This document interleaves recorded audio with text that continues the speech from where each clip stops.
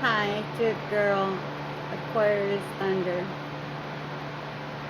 I want to start off to say I'm sorry for just going ghost like the way I did.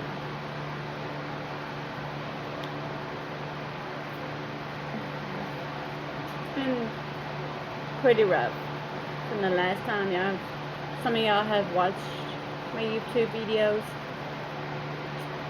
A lot has happened. December 4th, 2021, I had lost my son. He was 17 months old. The baby that I had uploaded a video of his spasms, his epilepsies, that's the same child.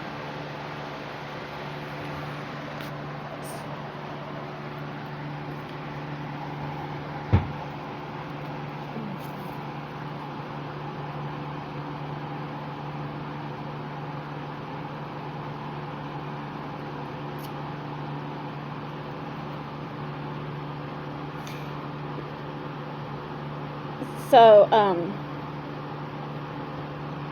he died in my apartment, and I tried to bring him back to life, and he never woke up. What happened,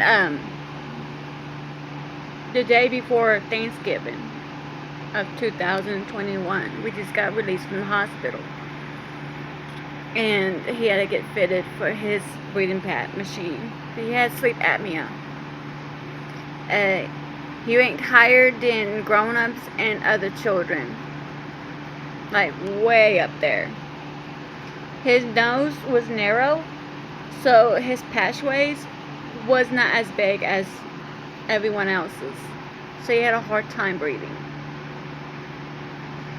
They were supposed to have, since his nose is so little, they was going to wait till he was at least 2 to 4 years old to even attempt to even fix that problem. Why he didn't make it? He made it to his first birthday that he was never expect to make it to. He had a lot of health problems, and he had a lot of brain problems. He was a really, really great kid. Despite everything that he had to go through, and despite many doctors and therapists and specialists working with him day in and day out, not only that, he had 2 different types of different epilepsies that he had to take 2 different types of medicines.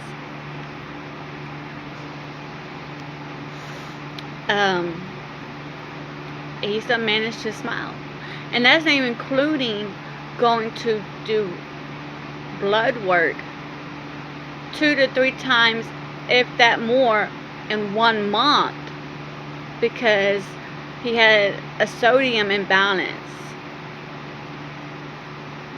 and they had to make sure it was good. Meaning, at the time he would pee, his sodium levels could have the risk to go extremely low or extremely high. So that's why we had to do blood work. The guy I was with left us.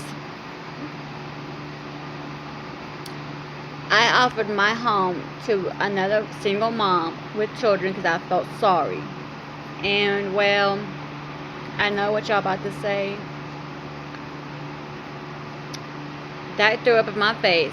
But I feel like it's 2-party sided, because how was he really my man if he was so easy to be persuaded? So he was out of the picture, like, whoop. I moved to a different place. I'm still in Texas.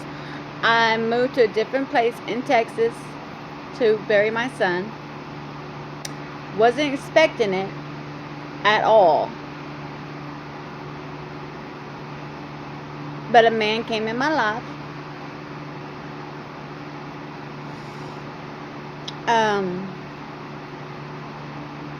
While I was grieving, Like, there's no books out there, there's no videos you can watch that mentally prepares you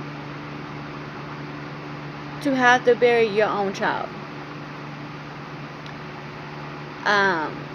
Life gifts, their organ donations that reach out to families that have donated their loved ones to save others. And which in more videos I will go in more details, because I have the list of all that my son saved through his life. They did a segment in the Houston news about him, and I was honored because he was recognized, but not just honored because he was recognized, but the honor that he's a hero because he has saved so many lives.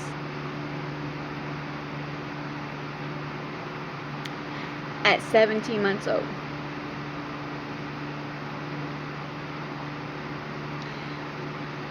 And then God put this wonderful man in our lives that wasn't just dealing with my grieving heart, but also my three other children who are hurting and who was grieving. You do not know, unless you have lost a child, that you would have to look in your other baby's eyeballs, sit them down, and you sit on your knees where they're above you, facing you, and look them dead in their faces and tell them that their baby brother had passed away, whom they just got done speaking to on Thanksgiving through video chat. You didn't know. Because around that time, December, because we had to go to the hospital so you get the diagnosis, to get told that your baby wasn't going to come back, and get told that he was brain dead. He got his first haircut in the hospital with a machine breathing for him.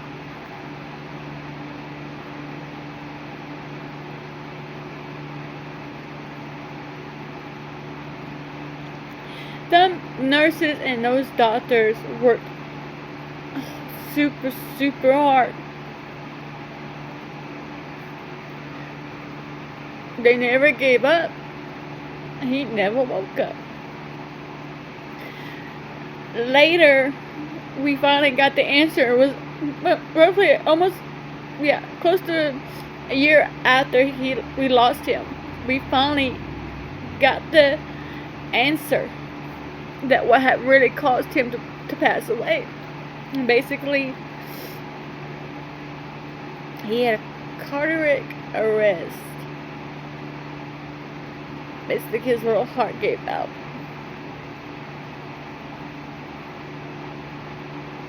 And that's why he was brain dead.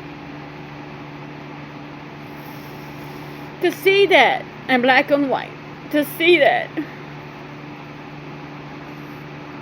because I was blaming the machine, because he didn't like stuff on him, and I felt in my heart that he had a panic attack, and I blamed myself, because if I did not put that machine on him,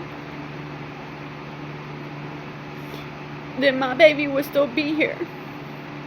You know how bad I blamed myself because I could not get him to open his eyes. It's like reliving that. It's like going to the movie theater and you know how they play the credits over and over and over again. Okay? Well, it's like that in my head because it goes over and over my head.